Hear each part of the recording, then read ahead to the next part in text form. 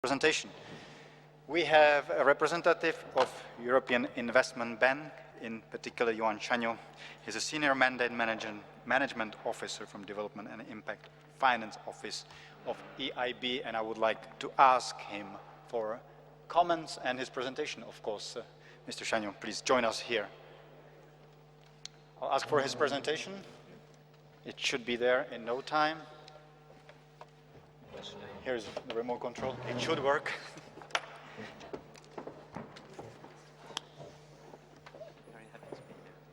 Once again, let me apologize on his behalf. He's on his way, or he just came from all the way from Cameroon, if I'm not mistaken. Right? Not exactly from Cameroon, but from Ivory Coast, okay, where I was till yesterday evening. So I went through all the way to Prague, where I am very happy to be today. And it was very interesting to listen to the discussions between all the panelists, because yesterday we had the same discussions in Abidjan, in Africa, with the Commission, with the Member States, with governments in Africa and representatives of the private sector. So I see that there is similar kind of reflections in Europe and in Africa. So I represent the European Investment Bank, and I have been asked to talk to you about our sustainable development strategies, but I understand that I may revise a bit my presentation to focus more on your concerns. Just a few figures to start regarding the European Investment Bank. We are the EU bank. We are one of the EU institutions. We are part of the Cotonou Agreement, so we are one implementing agency of the European Development Fund that was just mentioned before.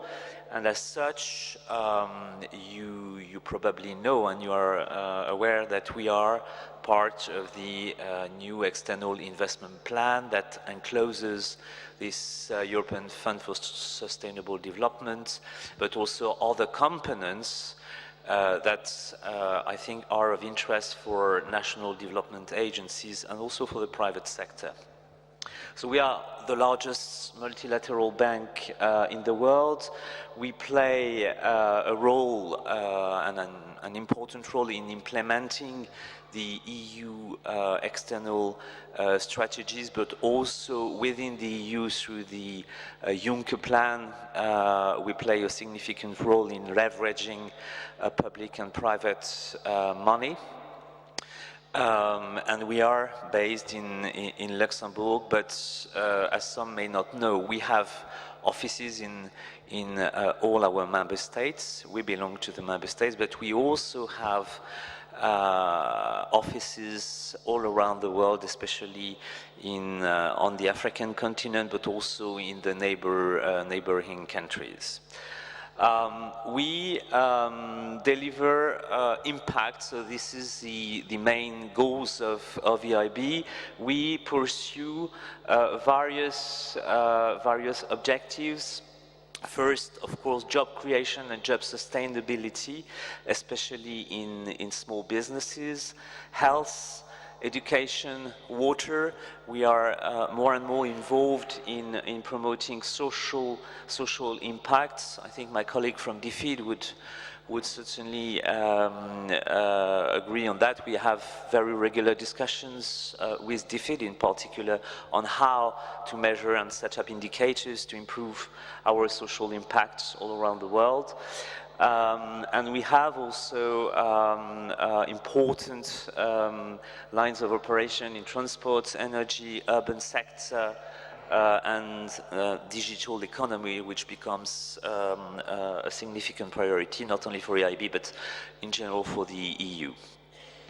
We focus on our key priorities. Our four main EIB public policy goals are environment. We have a new climate strategy that was issued last year. aiming at 25% of our operations related to climate mitigation in Europe and 35% by 2020 in operations outside the EU. So it's a key and transversal issue in the EIB. So we streamline our operations to cover climate, environment issues. Another key priority are infrastructure, where we invest around 20 billion a year. Innovation, and of course the development of the private sector, especially SMEs and micro enterprises.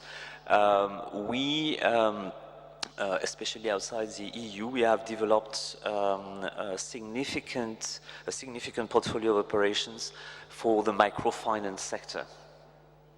So all these sectors are cross-cutting goals for the EIB and correspond to our public policy goals as put in the COP, in the strategy for the bank.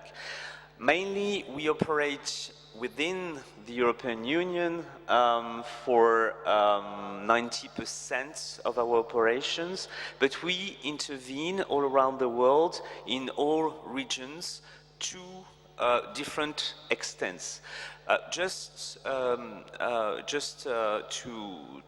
make it clearer, outside the EU we have two separate mandates. We have the Cotonou mandate for all ACP countries, African, Caribbean and Pacific countries, which is financed through the European Development Fund, and we have an investment facility, an instrument that especially targets private sector development, and which member states strongly own, since we have every month an investment committee where member states take part and take decision on our operations in ACP countries. And we have the external lending mandate, which is a larger mandate in terms of geographic scope, where we cover the neighborhood regions, the Western Balkans, but also all regions outside the EU, which are not ACP countries. And actually we have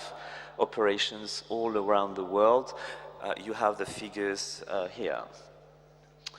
I won't come back to that.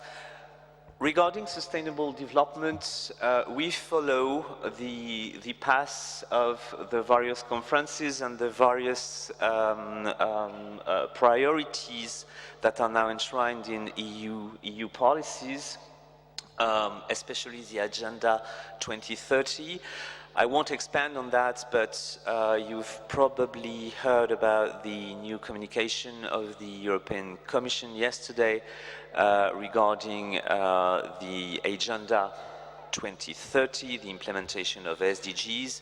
We follow the same path. We are contributing to the implement of SDGs, and actually this is a framework we are very at ease with, since our operations do target clearly a large part of the SDGs, be it for infrastructure, for growth, for economic development, industrialization, and other sectors like climate.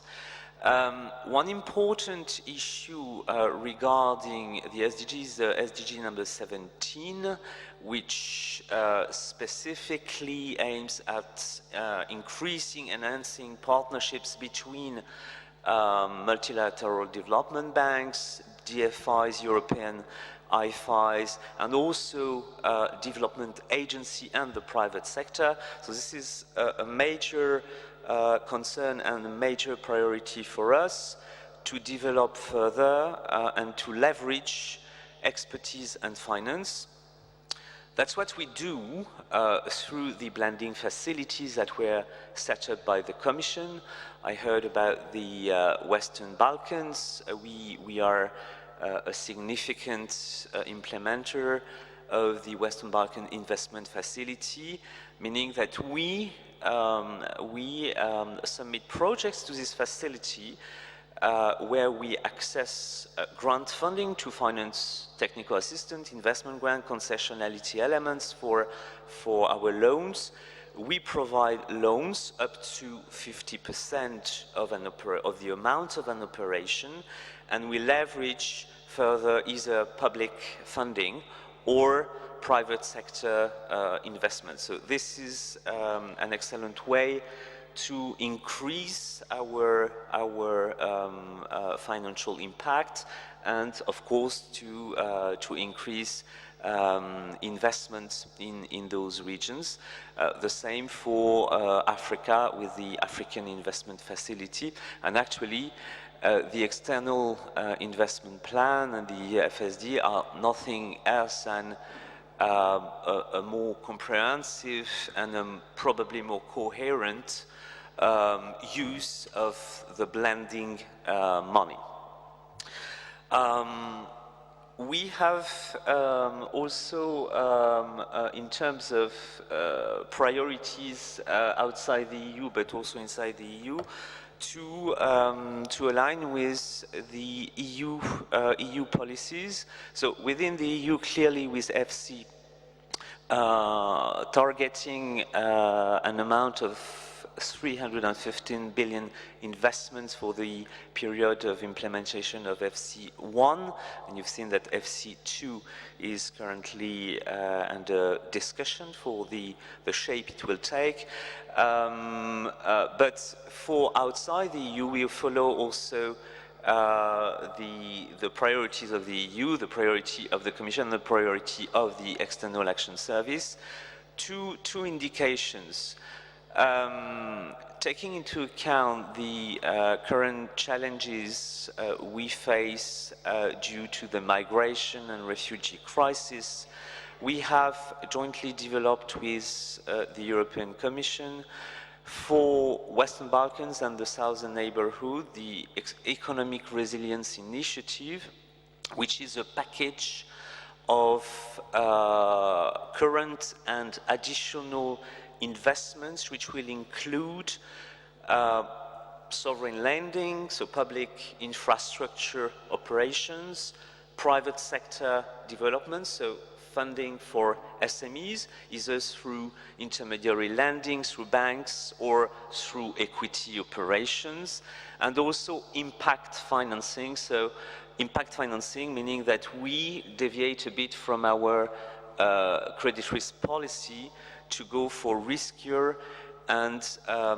more impactful operations using all the available instruments. So this is the first part of the initiative, which will cover the neighboring countries. And then we have developed for the ACP regions an equivalent migration package which is a combination of public sector infrastructure and impact financing, especially for entrepreneurship, for SMEs, and for job creation, especially for the youth. So I give you those two examples because they are very much aligned with the current priorities within the EU, but also it's a way for us to address key issues linked to development, especially to tackle the root causes of migration and to support transition countries. One last thing about that is the fact that we now develop also solutions where European companies will have certainly an extended role and a needed role in implementing or in accompanying development, meaning that I heard the word mentoring, I heard the word entrepreneurship before. We develop solutions where we will provide funding for either joint ventures or to funds that will invest in joint industrial or joint entrepreneurship initiatives to take hold of the expertise developed in Europe, and for companies, European companies willing to go further in those regions we cover. We have dedicated a part of our effort to that. Recently, we have created new departments dedicated to companies and corporates, and of course we are open to discuss it more extensively. So in a nutshell, that's what I wanted to explain today, and thank you for giving me this opportunity. The European Investment Bank is aligned with what was mentioned before, this new external investment plan, where I understand there are currently many discussions, not only between the EU institutions, but also with the member states on the eligibility criteria for different sorts of stakeholders. We are aligned with this, and we develop inside this bigger framework solutions that could potentially be of quite great interest for EU companies. Thank you very much. Thank you very much. Yohann Chaigneau, odborný vedoucí řízení mandátu pro finanční rozvoj a dopady Evropské investiční banky.